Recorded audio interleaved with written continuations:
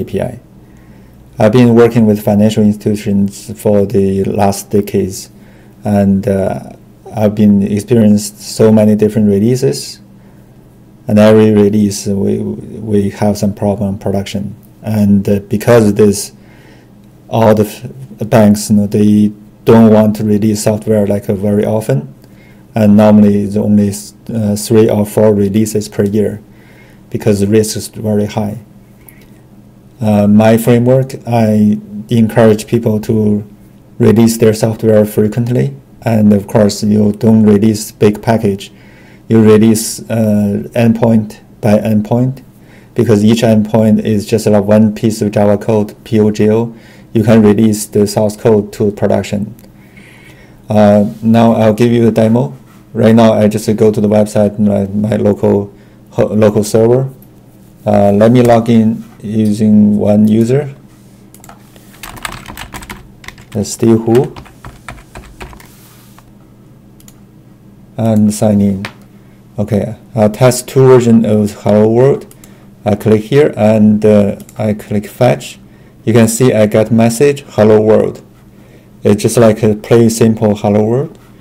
Let me log out and log in with another user. It's called test.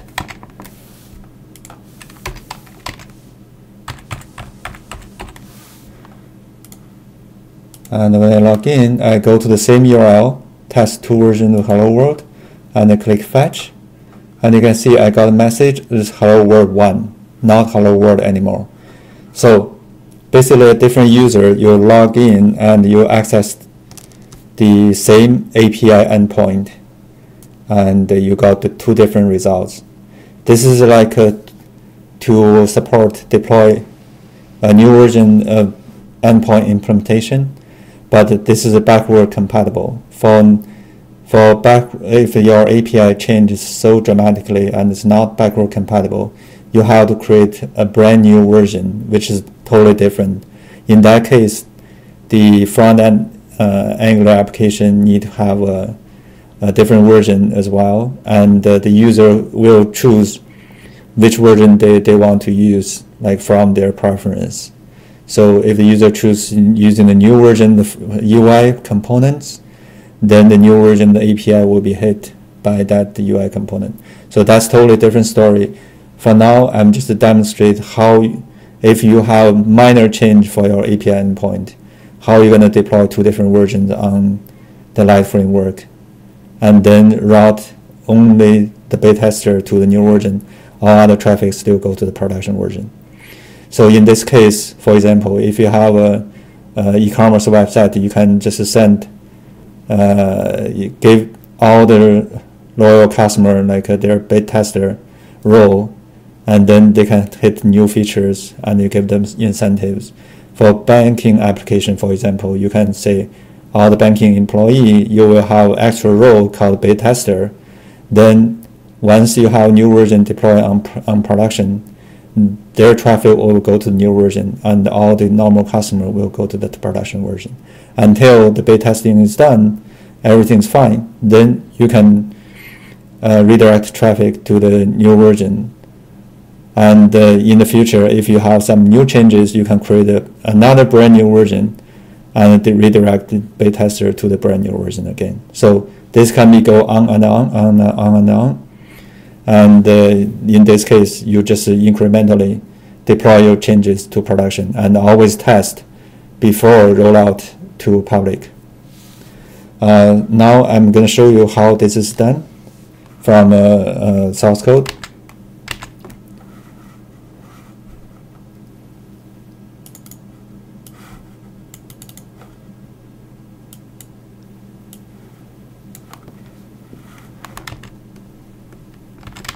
First, I'm going to show you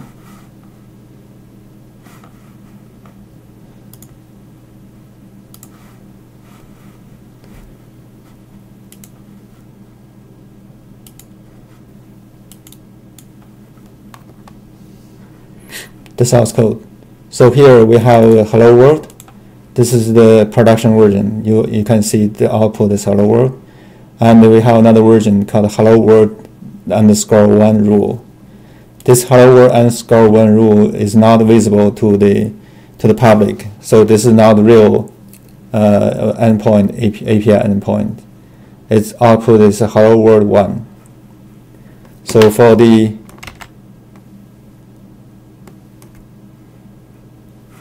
let's log out to the, oh, and my server is down. I just gotta shut down the server.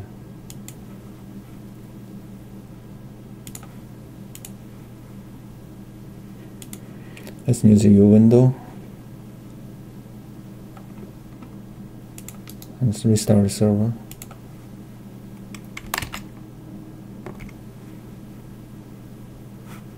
Okay, let's log out.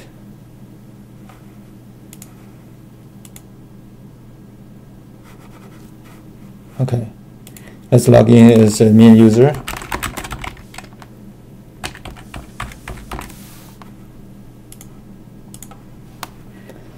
And let's take a look at the rules we have.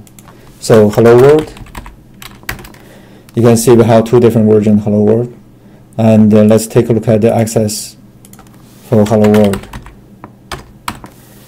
So you can see here hello world rule is accessed by anyone, and the hello world the underscore 1 rule is accessed by nobody. So nobody can see this. This is invisible, only accessed internally. And if you look at the users, you can see 2 different users. For test, I have an extra role. It's called beta tester. So this beta tester will be routed to the new version hello world underscore 1. Otherwise, other users without beta tester role will be routed to hello world itself.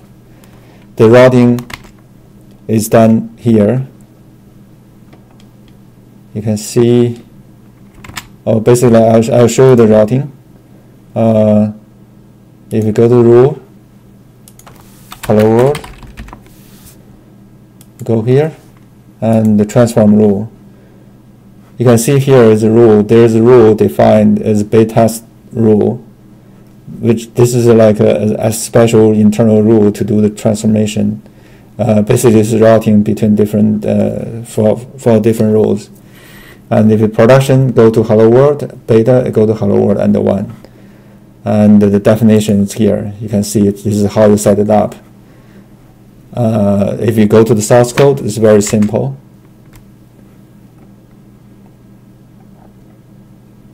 There is a rule here called the beta test rule. So basically, the request comes in, it will pass. We set it up like to pass this rule before the endpoint is hit and to get the request. So basically, the input data coming in, and it will check if the user has a role as a beta tester. If user has role beta tester, then use transform data get beta, which is the totally different endpoint. Otherwise, use the production, which is the hello world endpoint, and the beta is actually hello world 1 endpoint. So this is very simple, because it only check the user role and then reroute to different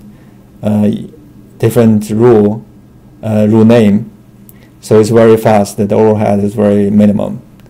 This is how it works to deploy the new API endpoint to production and test on production. So you don't do the testing. You do the testing in your dev environment, then deploy on production and test with a small group, or even just one person tests for a while, and then you can expand to a couple of more people, or from one person to one branch or something like that. So this will give you the flexibility. You can deploy frequently on production. All this can be done through integration environment. So you can integrate continuous integration and deploy on production all automatically, and including the beta testing rule, how the rules set up can all be in the script or the integrated test environment generate something, because everything you can deploy in production will be an API endpoint. So everything can be done through the REST API. Thanks. Bye-bye.